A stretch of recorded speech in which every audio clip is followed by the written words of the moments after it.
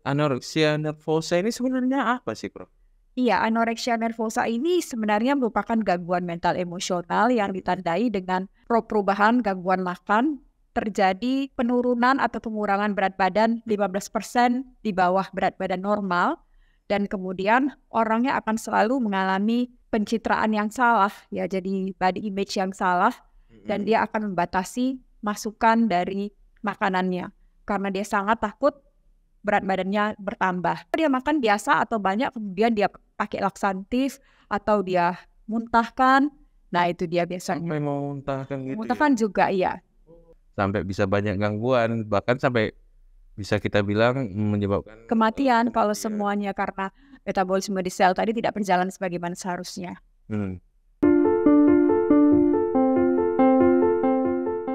Assalamualaikum, salam sejahtera, salam sehat juga bersama saya Saifuddin Nasution dalam acara Seksi Ansietas BPPDS KJI. Dan di tengah saya ini setelah hadir nih, bagaimana Prof? Kabarnya Prof? Sehat, Dr. Saifuddin. Ya. Prof. Dr. Elmeda, FND, Magister Kedokteran Spesialis Kedokteran Jiwa Konsultan. Jadi udah lama juga ya Prof, kita nggak bertemu ya Prof ya? Iya. Jadi lumayan. Kayaknya baru semalam ya. Iya, berapa detik maksudnya? Jadi pada hari ini materi yang akan kita bawakan ini kan Prof, mungkin teman-teman yang di rumah, terutama para wanita ini sering mungkin melakukannya ya Prof ya, yang dimana pembatasan kalori ini berlebihan ini apakah perlu? Terus ada pula gangguan dengan anoreksia nervosa. Jadi kan Prof, sesuai dengan judul kita ini Prof, pembatasan kalori yang berlebihan apakah perlu atau tidak? Sebenarnya itu perlu atau tidak sih? Segala sesuatu yang berlebihan sebenarnya tidak baik ya Dokter Saifuddin ya. Benar. Jadi kalau pembatasan kalori tentu saja penting. Kita untuk mencapai kesehatan, kadang-kadang kita ini ada yang kayak keracunan, kayak kemasukan kalau makan ya, lupa gitu berapa yang dimasukin, nggak dikeluar-keluar di terakhirnya. Betul. Jadi perlu sekali misalnya kalori counting, berapa yang dimasuk, berapa yang keluar, intake output harus seimbang. Tapi kalau sampai membatasi kalori terlalu berlebihan, nah itu tadi kan tentu saja tidak baik. Oh, tidak baik juga. Iya, terlalu ya atau berlebihan, itu kata kuncinya. Berarti harus seimbang ya Prof ya? Harus seimbang, karena nanti kalau nggak ada yang masuk, yang keluar aja ada, bagaimana? Karena kita juga memerlukan berbagai kalori untuk tetap bisa berfungsi tentunya. Benar sekali Prof.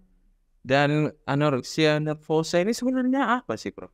Iya, anoreksia nervosa ini sebenarnya merupakan gangguan mental emosional yang ditandai dengan perubahan gangguan makan, terjadi penurunan atau pengurangan berat badan 15% di bawah berat badan normal, dan kemudian orangnya akan selalu mengalami apa istilahnya ya, pencitraan yang salah, ya, jadi body image yang salah, dan dia akan membatasi masukan dari makanannya karena dia sangat takut berat badannya bertambah.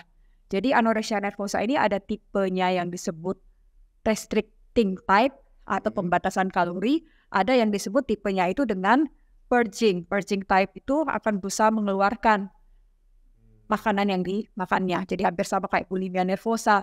Tapi perbedaannya pada anoreksia nervosa orangnya kurus tadi. 15% dari berat badan normal. Berkurang ya Prof? Iya, jadi kelihatan. Iya, dia nggak mau makan, misalnya dia diet berlebihan, atau dia mengcounternya dengan exercise, olahraga yang berlebihan, atau dia makan biasa atau banyak, kemudian dia pakai laksatif, atau dia muntahkan. Nah, itu dia biasanya. Sampai mau muntahkan gitu Muntahkan juga, iya. Menarik sekali Prof. Dan apa yang mempengaruhinya? Apakah kayak tadi Prof bilang tadi kan body image, apakah itu yang paling mempengaruhi atau jenis kelamin atau bagaimana? Iya, jadi banyak sekali faktor-faktor yang mempengaruhi, sama seperti genetik, biologik, psikososial. Genetik biasa kalau ada turunan gen, orang-orang yang mengalami anoreksia nervosa kadang-kadang nanti itu diturunkan juga pada keturunannya. Biologik juga ya, adanya ketidakstabilan zat kimia di otak membuat orang bisa melakukan anoreksia nervosa tadi, mengalami anoreksia nervosa. Kemudian tadi mengenai distorsi dari body image tadi ya, persepsi yang salah, dia mungkin hanya menganggap dia kacaan, dia bercermin, kemudian dia lihat tubuh di cerminnya gemuk, padahal sebenarnya nggak gemuk itu ya. Jadi dia harus terlalu gemuk, jadi dia akan berusaha sekuat tenaga untuk tidak menambah kalorinya lagi untuk makan. Atau bagaimana kalau udah makan, membakar kalorinya sesegera mungkin. Berarti dia antara body image-nya dia mikirkan, oh ini terlalu berlebihan, terus Ya, aja padahal padahal udah lebih. kurus, dilihatnya masih, nah itu distorsi body image-nya ya. Dan yang tadi Prof bilang tadi kan dia mengurangi makanan nih Prof sampai bahkan 15% lebih kurus Dari berat badannya. Jadi kelihatan loh orang-orang yang anoreksia itu kelihatan, ini udah kurus. Oke, mungkin kita pikir pertama sekali marasmus kwashiorkor nih, kok kurus banget orangnya gitu, kurus ya. Tapi dia nggak merasa seperti itu, dia masih terus diet. Kadang-kadang memang ada orang-orang tertentu, saya pernah dapat beberapa kasus yang dia cuma hanya mau makan tape saja karena dia memang kepingin terlihat seperti model, tubuhnya kulitnya halus, kemudian juga makannya tape, tapi kemudian kurang protein, kurang apa, dia nggak tahu, terakhirnya seperti mayat berjalan dianya kan, dan berakhir di rumah sakit, pastinya harus infus dan lain-lain. Oh berarti kayak gitu ya Prof? Iya. Itu terutama gejalanya ya Prof? Ya, jadi memang kadang-kadang orang tua juga tidak tahu kenapa anaknya bertambah kurus dan kurus. Jadi ada beberapa kasus yang memang mungkin dibully. Awalnya dia dibully, kemudian atau dia melihat orang lain yang dibully mengenai berat badan, kemudian dia akan menganggap bahwa oh dirinya juga seperti itu. Sehingga kemudian dia akan melakukan diet yang berlebihan. Kalau misalnya ini Prof, kan dia terus-terusan seperti itu mengurangi makanan, Prof sampai dia kurus sekali. Yang paling ditakuti kalau misalnya orang itu sudah terkena atau punya gangguan anoreksia nervosa. Sebenarnya dari ujung rambut sampai ujung kaki bisa terjadi gangguan.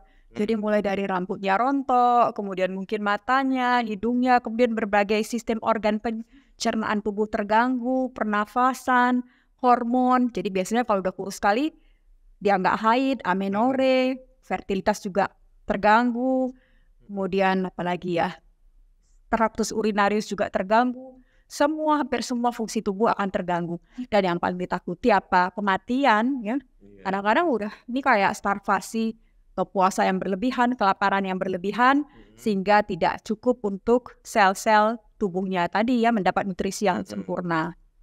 Oh jadi tidak ada energinya ya Prof? Gak ada energinya, terakhirnya ya itu tadi kayak kita dibiarin aja gak makan-makan atau makan ala kadarnya sekali, ya akhirnya berhenti sendiri kehidupannya.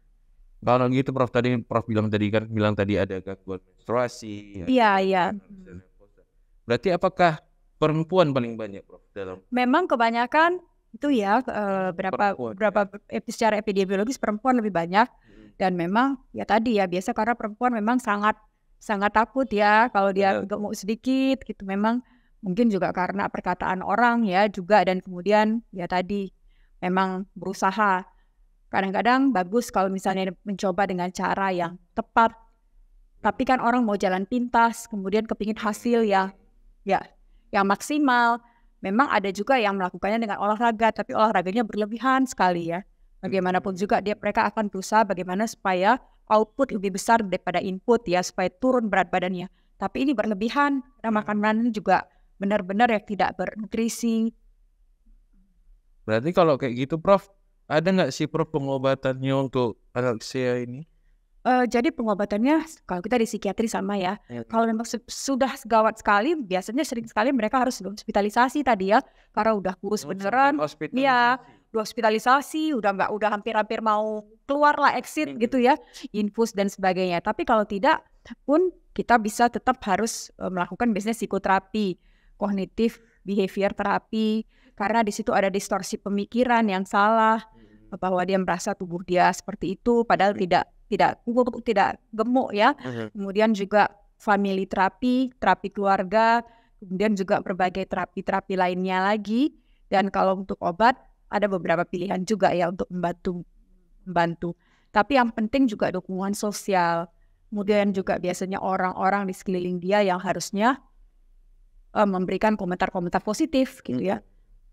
Sehingga dia tidak punya target yang menurunkan berat badannya lagi.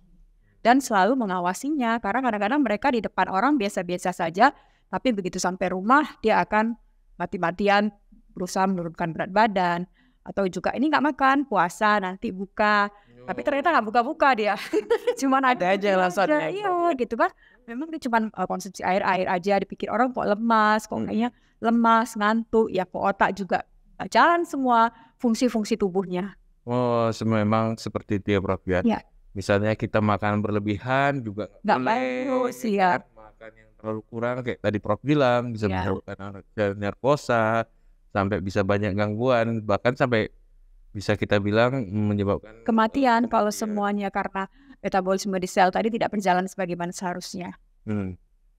Terima kasih Prof. Mungkin ini yang terakhir, ada pesan-pesan untuk pemirsa yang di rumah Prof. Ya, jadi karena anoreksia nervosa ini kita kadang-kadang tidak kita ketahui ya. Kita pikir anak kita, saudara perempuan kita biasa-biasa aja ya tubuhnya. Tapi alangkah baiknya kalau kita saling memperhatikan juga ya, tiba-tiba apakah dietnya berhasil atau memang ada sesuatu. Dia bukan dietnya berhasil tapi memang tidak makan-makan. Dan kemudian yang paling-paling penting harus dihindari adalah body shaming tadi ya. Karena itu kadang-kadang mempertinggi resiko terjadinya anoreksia nervosa juga. Walaupun tidak ditujukan pada dirinya, tapi dia mungkin akan memikir bahwa dirinya juga tidak pantas karena terlalu berat badannya berlebihan. Terima kasih Prof. Ya. Mungkin itu yang saya tangkap adalah bully ya Prof. Banyak sekali. Iya, sering dibully ya Kalau kadang-kadang. bisa ya ini untuk pemirsa di rumah juga, hati-hati, mungkin kita bagus mungkin niatnya, tetapi terkadang orang menyampaikannya pun berbeda ya Prof ya. Kadang-kadang ada orang yang sensitif, sekali detik sedikit saja dia udah merasa kayaknya saya yang diomongin ya. Kayaknya mereka kok paling begini, kok saya yang paling jelek, saya paling gemuk Benar, gitu. Prof. Terima kasih Prof. Mungkin ada pemirsa yang di rumah ingin berjumpa Prof, bisa di mana Prof? Boleh di Rumah Sakit USU pagi ya, Senin sampai Jumat. Senin sampai tiang. Jumat ya Ya. Prof. Terima kasih Prof. Ya. Terima kasih para pemirsa yang di rumah. Akhir kata saya mengucapkan tiada kesehatan tanpa kesehatan jiwa. Assalamualaikum warahmatullahi wabarakatuh. Salam sehat jiwa. Salam warahmatullahi wabarakatuh.